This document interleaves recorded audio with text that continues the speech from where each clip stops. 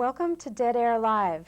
Today is Tuesday, October 10th, 2002, and we're going to be focusing on Paradise tonight. Paradise was created by a collective group of artists and technologists. The group is called iCartoon. It's a nonprofit group, and Paradise premiered at the Boston Center for the Arts a week ago. Hard to believe it was only a week ago, but a week ago, September 18th to September 26th at the Leland Center. So what I'd like to do is introduce the number of people who are participating in the collective iCartoon and talk a little bit about iCartoon and then uncover what Paradise is all about. My name is Anna Shapiro. I'm an artist. I live in Somerville. This is Savic Rashovic. He's a technologist, software developer, and artist. Katie Dignazio, another one of the lead artists. Katie and Sasha were both lead artists on this project. Thank you, Yuri. A software developer and an artist himself. David Raymond, a musician, created the music for this show. Andrew Anselmo, a technologist and collaborative performance artist. And Jim Bailey, a hardcore engineer. So let's just talk about iCartoon a little bit. Katie, will you explain what iCartoon is, how it developed, and what it was like bringing over 11 people together to create Paradise? Sure.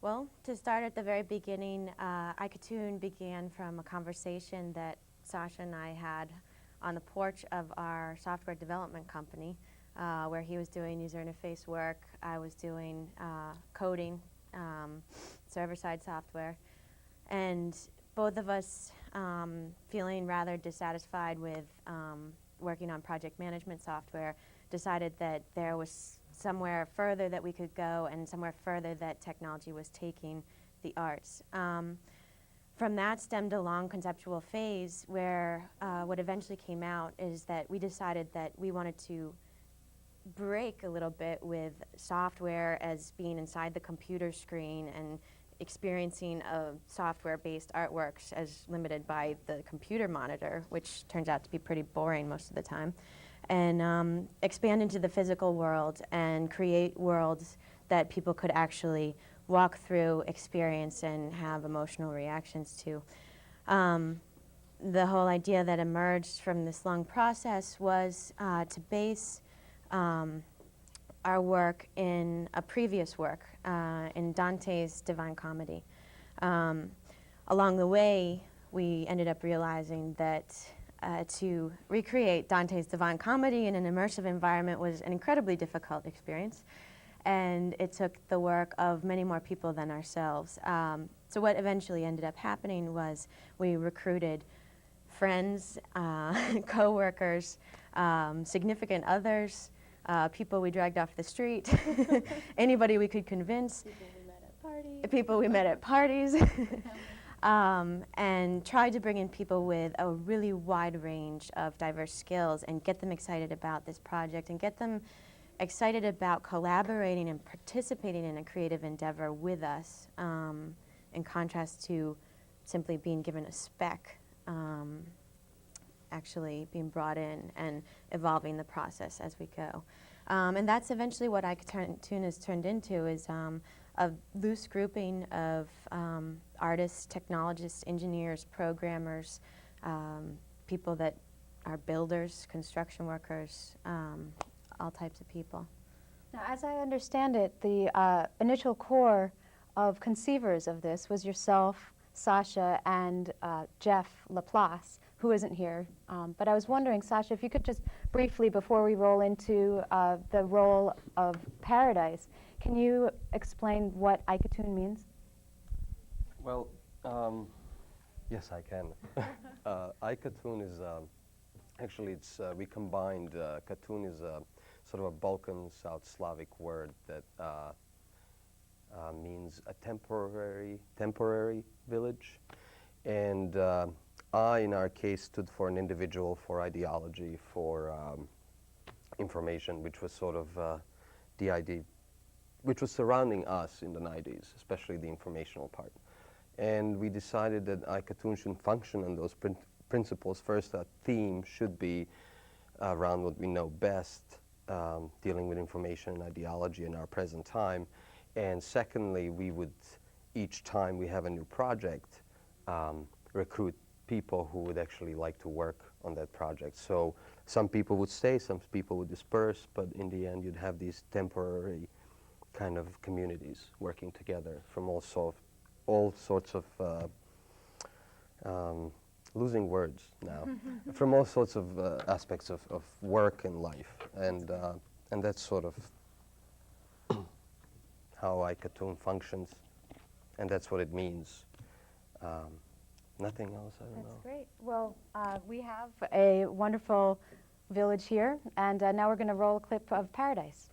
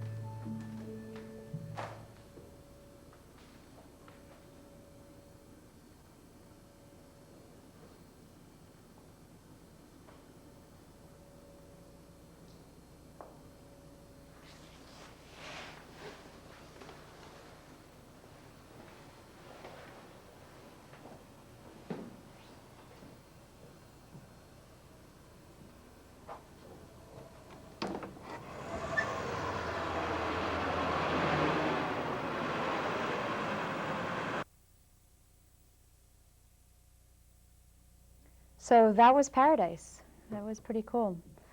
Our Paradise was based on Dante's Divine Comedy in Paradise. And Sasha, I know you've studied a lot about that, so would you please explain the transition from sourcing Dante's Paradise and bringing it into the 21st century technologic installation that we made last week? Well, there were several reasons we chose Dante, actually. One was, if I may go a little bit back, is that we wanted to use our knowledge and our access to technology to create an actual real space, physical space, journey-like installation. Mm-hmm. And Dante seemed to be corresponding in many ways. One, that we really liked the idea of replacing his Christian God with our deity of information. And we thought that really the journey that one would take through this hell and purgatory and paradise, the one we actually did first actually, would actually relate to people today, even though it was based on something that was written a long time ago. Mm-hmm. In many ways, Dante as a writer was creating a whole world. He wasn't just trying to take a piece and describe it. He tried to take the entire environment and construct it and say, that's how it is, and that's how it works, and that's where you go, that's what you smell, that's what you feel, that's what you hear, that's what you should understand, this is what you should be afraid of.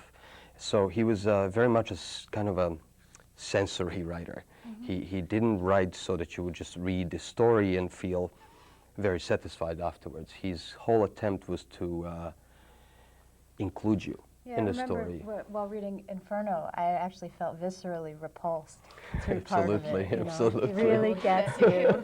Inferno will do. I mean, and greatly, as I think you have mentioned before, our Western kind of a concept of hell, we can thank Signor Dante for that, very much so. But I'd like to say that, I mean, the key word here is really to say that his writing was an immersive kind of a piece, and thus we have tried to replicate that immersion through an installation. Mm-hmm. That was probably the pillar and the most important part of this to us. So when you created this installation, you weren't creating something that was directly in line with what Dante wrote in Paradiso, but you chose to put a spin on it, a technology spin on it. Well, we took an assumption, just like Dante did, right? If you're creating something, constructing, and you take an assumption, and you take it from there. Mm-hmm. Now, people are either going to believe you, or identify with you, or be very confused by you, or say no. Mm-hmm. But in any case, what's important is that it makes sense within that construct. Yeah. And what we've tried to say is, what is perfect information? Well, perfect information is something that lies beyond the human ability to attach ideology to it, to truly understand it and make sense out of it, to be able to walk outside and say, I have seen this grid, I have seen this shape, this is what it means, this is what it reminds me of. There is a complete sense of insecurity of your own, knowing. Of not knowing, yeah. Yet in the same time it exists. Well, it is real. So I think that that's what many people did feel when they walked into the space, and this is a good time for us to cut into or look and see how different people responded into the space. And some people approached it with a spiritual bent by practicing yoga in there. Other people decided to harmonize with the music that was in the space. Other people weren't really exactly sure what to do.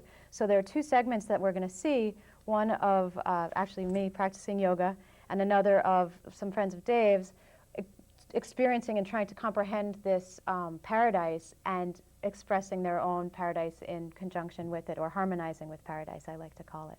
So let's cut to the tape.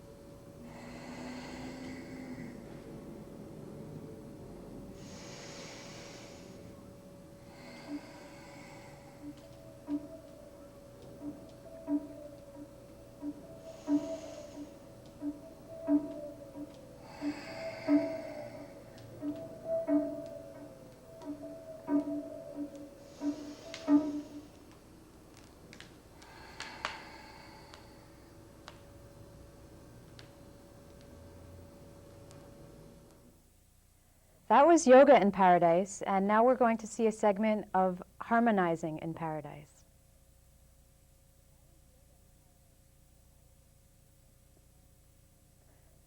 With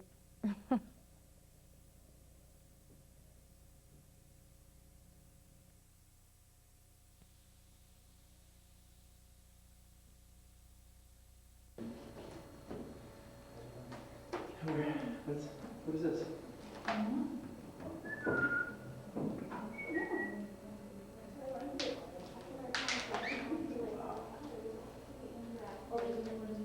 My quote. And wholly gave itself. Ooh.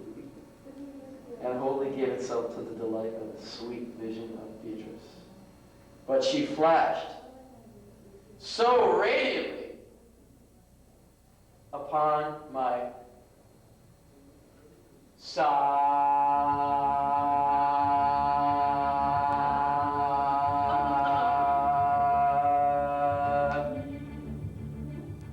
oh, wow.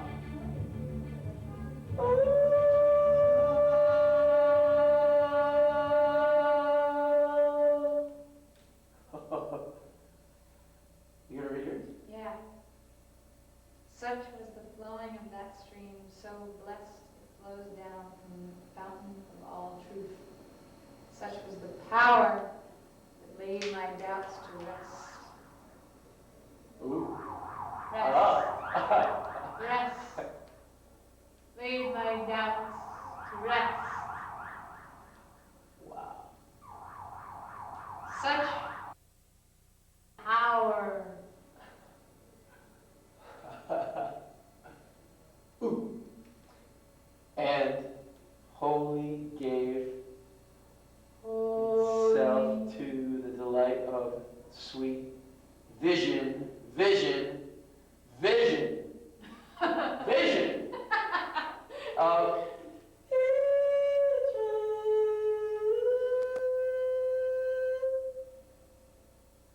how come it's not doing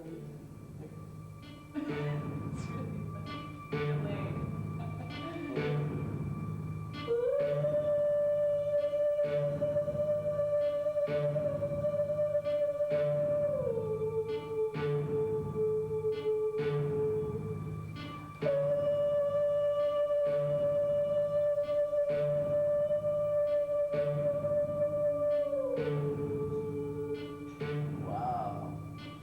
But you flash so radiantly upon my sight.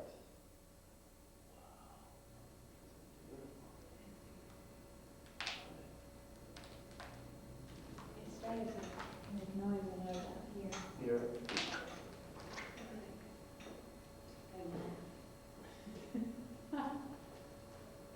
Does it pick? Does it pick things up here? Oh, let's get some speakers.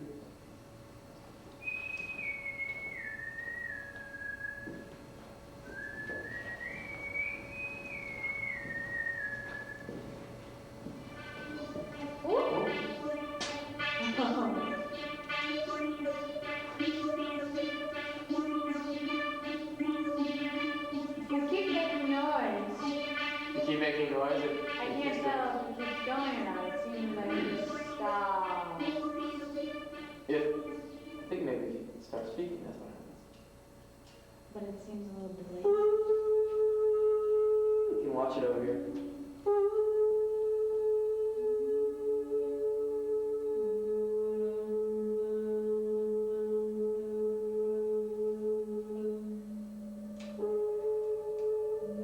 Your response to the pitch of your voice. Is that what it's doing?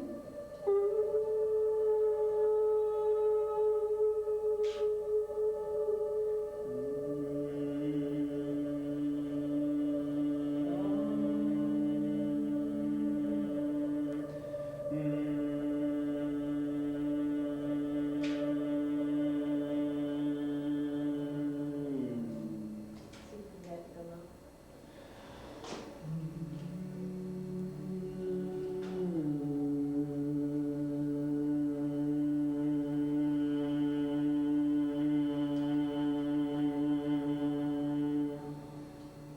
Is it doing it?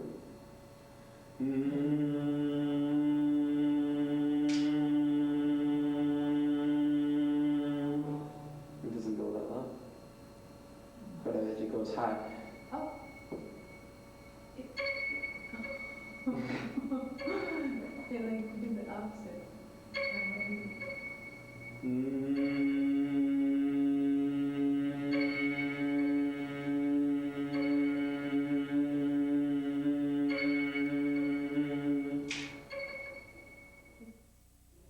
So that was Harmonizing in Paradise, and you probably witnessed some visitors sort of riffing off of the music that was created in Paradise. And that music was created by Dave Raymond.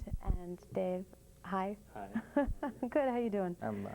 I'm hanging in there. Pretty good. I think as someone who doesn't make music, I am not really familiar with how composition occurs, the creative process of composing, but I was wondering if you could kind of explain what the process was for you in creating these short songs, and I think you created quite a few of them. Yeah, I created 48 of them, actually. And That's basically I started off, these two guys told me what kind of atmosphere they were going for, and they gave me some basic guidelines. I wanted sort of ambient soundscapes. They suggested the key of D because according to myth or legend or whatever it happens to be, the earth makes the sound, it makes a tone, a D tone, right? I thought it was redundant. As it, no, actually it's D for Dave, I think. But supposedly that's the sound that the earth makes as it rotates. So I guess the sound of silence, pure silence would be D. So I wrote everything in D, with the exception of one tune. I snuck another note in there because it just sounded cool. But I got busted by all sorts of other musicians on that. You know, I thought this was some D, whatever. So I wrote about 25 tunes. Some of them worked, some of them didn't. And then once we started working on the space, that's when I really understood what was, what was necessary. When I stood inside, underneath the grid, inside the mirrors, and I just got a great sense of what should be there. And then I went home and I wrote like another 23 tunes. I remember that because that night, it was you like came 3 back, hours. like we installed, and the next day you're like, I've got 25 more songs here. Yeah, I just went nuts. It just kind of it came out once I saw the space. Yeah. So. I think maybe it's just important to note, just conceptually too, when he says the key of D, they were actually D notes. Yeah. Every single note that you hear in that music was a D, except for the one he cheated on. The errant note. It wasn't cheating. It was art. But for art's sake. But conceptually, that's Artistically. very important because we were going for the sense of things being either on or off, much like each of the LEDs on the grid. They're either in a state of on or off, a sort of binary system, where things either are or they're not. And now within that, it especially impressed me how much variation you can actually have with one note, because our concept was one note, but if you listen to the music, all the songs are incredibly varied. Yeah, the rhythms are different, the distortions on them are different. If some of them even sound like it's sourced sound from the street, like there's one that sounds like a siren and one that sounds like white noise. So it kind of jars you between paradise and reality. You almost think that you're hearing a little bit of reality in there, and then it pulls you back into another space. It created a great aura, too. Cool. Well, I'm glad I did my job. It did, just to add, it did more. I don't think I've ever expected that. I mean, I thought music is an essential part of it, but I never really realized how much of a better space it was with the music, because we have spent time in there without the music, and you sort of become really too solitary. So music allowed you to sort of understand that you're a part of this larger web of things, and it sort of made people more free to express themselves, I believe. Without the music, the board. I think the music sort of taught people that the board is going to react to sound, and so I think it helped free them up to actually read their quotes and goof around or sing like you saw in the clip before. Although sometimes it was a little bit misleading because I heard people saying, oh, well, it'll play music in response to your voice. And so I believe the people who were singing to it, they were like, oh, well, if we sing, it'll respond to us.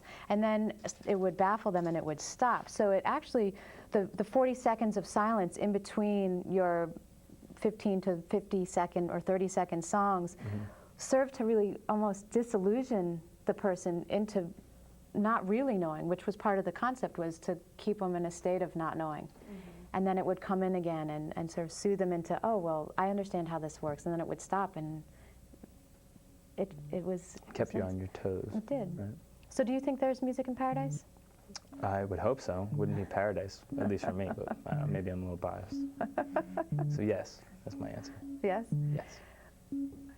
When you create music, what program do you use? Oh, yeah, I was using a program called Reason, which is made by Propellerhead Software. It's a Swedish company, I think. And Reason's basically like a virtual rack. You can just install drum machines, synthesizers, mix everything down. If you run out of space on your 12-channel mixer, you just add another mixer. And it doesn't take up too much space as far like performance-wise in your computer, so it's easy to learn. I mean, if you're into, like I played normal instruments, and if you understand how those work, you'll catch on quickly. So it's pretty intuitive. Yeah, definitely. When you saw your music being responded to by the grid, or when you saw the grid sort of creating a physicalization, a materialization of your sounds, Right.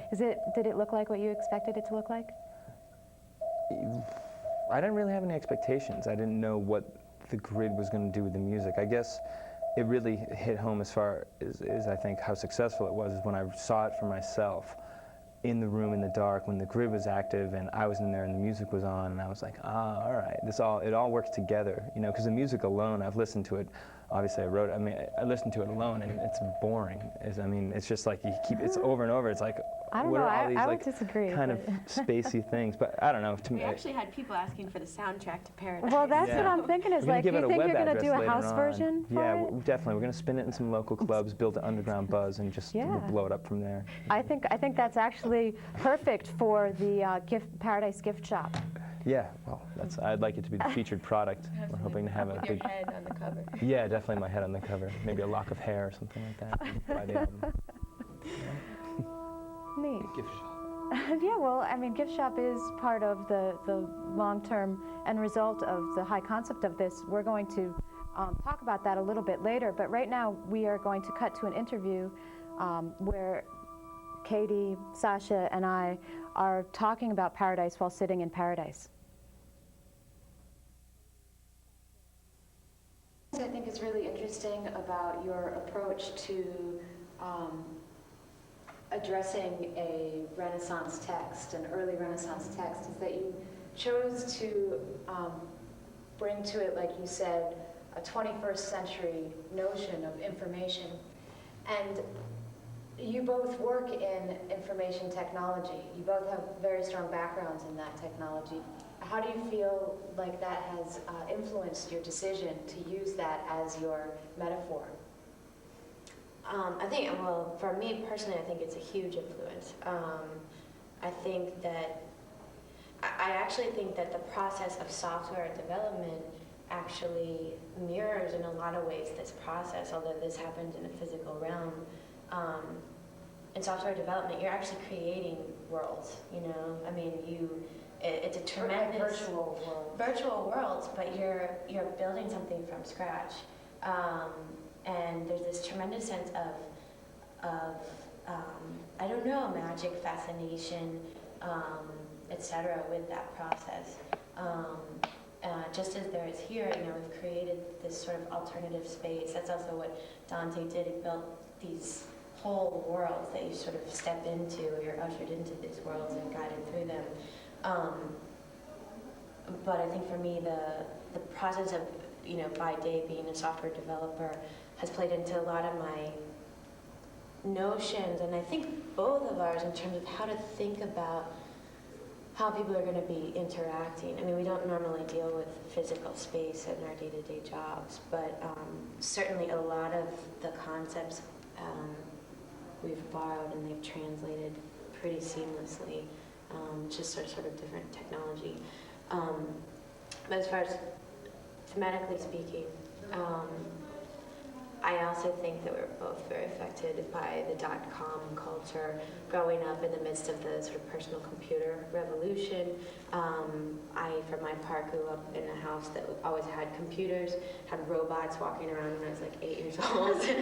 So largely, I think I've absorbed the myth that that has been sort of espoused through the 80s and 90s of there's this great new technology. Technology is progress. Technology is like communication. Technology is going to make our lives better.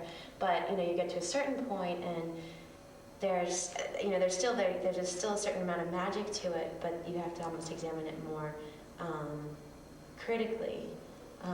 And there can still be magic, but you also have to separate the rhetoric from the real substance. So, I don't know. I'd say I sort of worked a lot on the internet, and with information I used to make propaganda that actually tried to achieve political aims, and I've toyed with information in many ways, and I realized that it's a beautiful, the availability of tools that we have I thought was excellent, but you could use it and twist it in so many ways. And then, and if you think about it, an idea's work to us in some way, artists and technologists are, as we have, I think, done with this installation, collaborating and working and using tools. And in a way, I hope great pieces will be done in this day and age, and maybe 50 years from now or 100 years from now, somebody will look back and say this was the sort of art technology renaissance.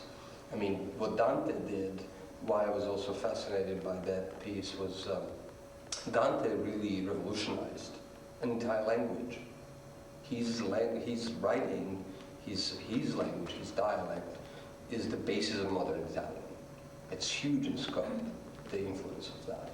Secondly, I was raised actually without computers, but I was raised on storytelling and oral poetry and written poetry. And I studied a lot of that.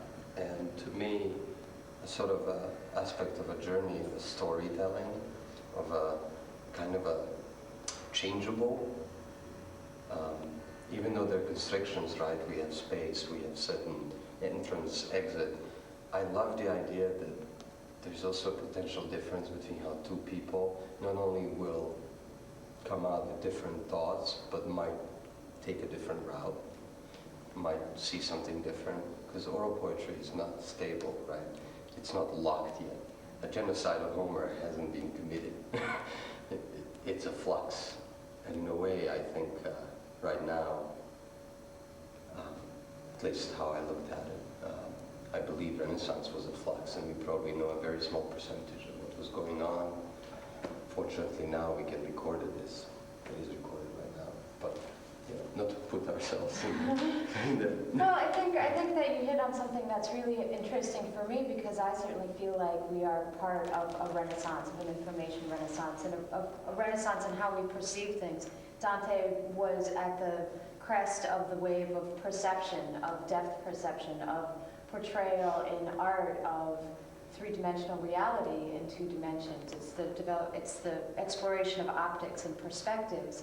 And so to bring that back 500 years later, 600 years later, and explore the new revolution that we're having with technology, with data, with light emitting diodes, with cell telephones. Exactly. I mean, it's a whole entirely different kind of a revolution, and I think that as software developers, as people on the crest of this new development, that's really dynamic and very interesting parallel to draw. Well, How many times does it ring? So you guys, as software developers and as visionaries, have created a real environment in which to experience one interpretation of paradise as it relates to information technology. And I'm wondering if you can kind of talk about, since we're in the inner sanctuary of the paradise that iKatun has created, I'm wondering if you can talk about what makes this paradise for you. Cell phone ringtones, which actually do the noises making the LED grid.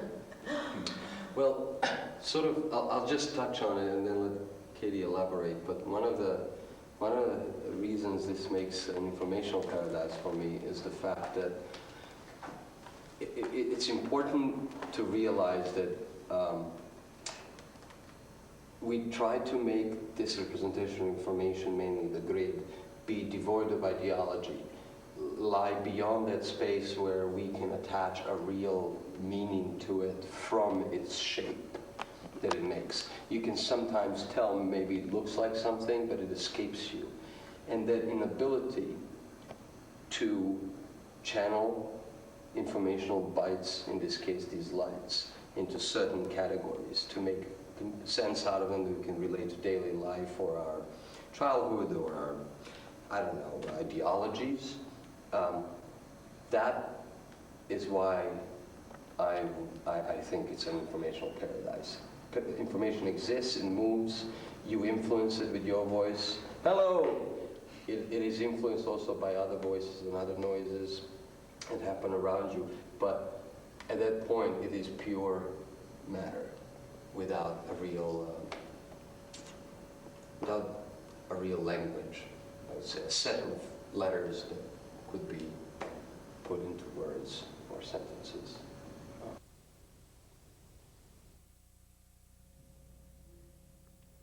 So by now you probably have a very curious idea of what paradise feels like, what it is like to sit in that space, to talk in that space, to have the lights respond to that space.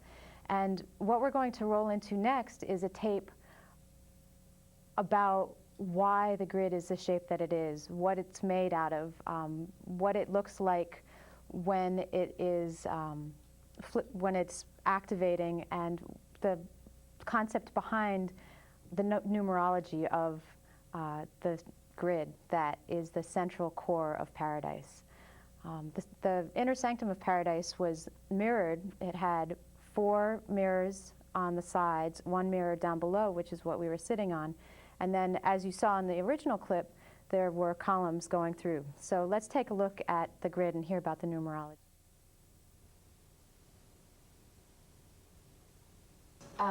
We're very careful to incorporate a lot of numerology into our design as well.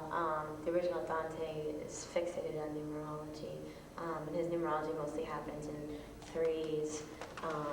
9 is a very important number, 10 is a very important number. For us, we made the correlation to this day and age and used the binary 0 and 1 base 2 numbering system to sort of correlate to that numerology, because we are now attaching sort of spiritual constructs to those numbers, you know, and we are thinking these days that that's the root of it all. It's the 0 and the 1, you know, and to the extent that we personally believe that, I don't know, you know, I don't think that the root of everything is a 0 and a 1, but it's certainly an interesting idea to explore, and it's an interesting phenomenon that's going on right now, so also to explore. So to that end, you know, we have a grid of 16 by 16 LED lights, which 16 is, 2 to the 4th, 256 is 2 to the 8th. And a lot of our materials were also carefully chosen to correspond to various degrees of powers of 2. But, so I think this is paradise to me because it's a certain vision of what a paradise of information could be. You know, it's not the paradise, but in a way, despite being incredibly rigorous in terms of, you know, numbering and grids and right angles and things like that, I think that we were successful in also creating a sense of sacredness that any paradise should probably have. So the grid is based on a binary system. The mathematics of the grid is binary, on and off, or 1 and 2, 2 to the power of 8, 256 LED lights. And I and everybody in the studio remembers soldering and troubleshooting each one of those LED lights, or liquid light emitting diodes. I have 2 of the engineers who were part of that. I'd like to introduce Ben Kennedy, who just came into the studio, and Jim Bailey. hardcore engineer. And what I was hoping you guys could talk about is the mechanics behind the grid. How did you decide that a 16 by 16 grid is what you wanted, and then how did you figure out how to wire it? Ben, maybe you can talk about that first, because you came in on the concept of this idea, and you kind of figured it out in your head before the grid actually materialized. Well, Katie had approached me and asked for a way to display a binary pattern somehow, and I mean, most basic electrical engineering classes are starting with lighting up LEDs, so that was the initial concept. From there, she wanted to know how many. What's the most number we can do and still be successful with it? So I wasn't too sure. Somehow 256 came up, and it worked out really well. So that was how we picked that specific number of LEDs to go on. And then you have the LED lights, and you have a ground wire and a hot wire is what I call it. I don't know if that's the official name. No, that works. How did you figure out how to turn on each one of those 256 light emitting diodes? Well, that's basic circuit theory. I mean, that's what I've been kind of dedicating my past couple of years to, is creating circuits that do what you want them to do. So, without going into too much detail, is basically there's computer chips that'll control whether that hot wire, as you call it, whether that's actually a hot wire or it's not doing anything. So whether it's actually outputting power or not outputting anything. So when it's outputting power, the LED turns on, and when it's not outputting power, it's off. So maybe, Jim, you want to discuss a little bit about how we went about getting the hardware that is the controller that Ben's describing. Sure. What happened is that it's relatively easy to come up with a design that works with a few number of LEDs, but when you start increasing it to not 256 LEDs, it's pretty difficult to control them. You have a lot of wires, or you have a fairly complicated control system. So what we decided to do was go hire someone who knew how to build this control system for us. He provided us with some low-level software. The company was CCI Electronics. They're from Colorado. They worked out great. They did a lot of work for us. It was pretty cool.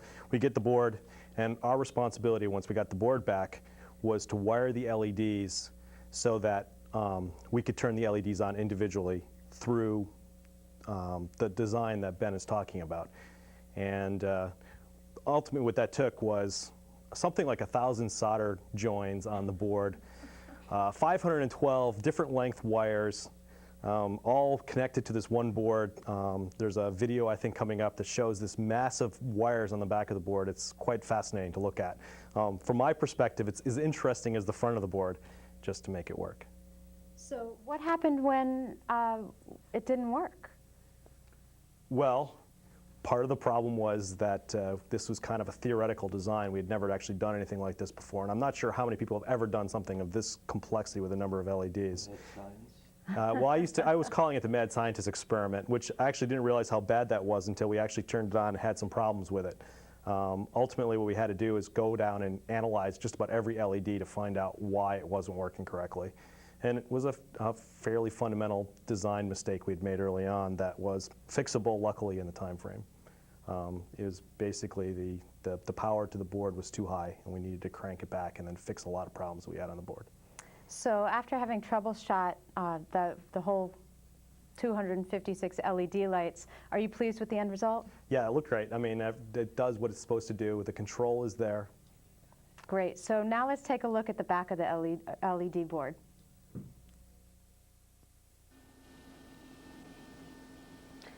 This is the beginning of paradise.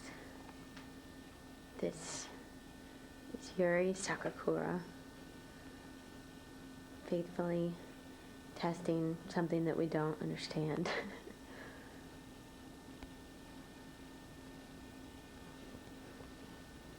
This is our LED grid. This is Laird's hardware. The LED grid is not behaving at all, which is why we're measuring.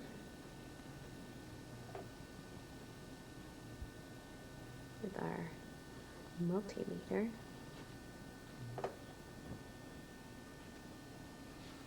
What we should have here is a grid of 256 LEDs that turn on individually or not, depending on our software. But that doesn't work right now.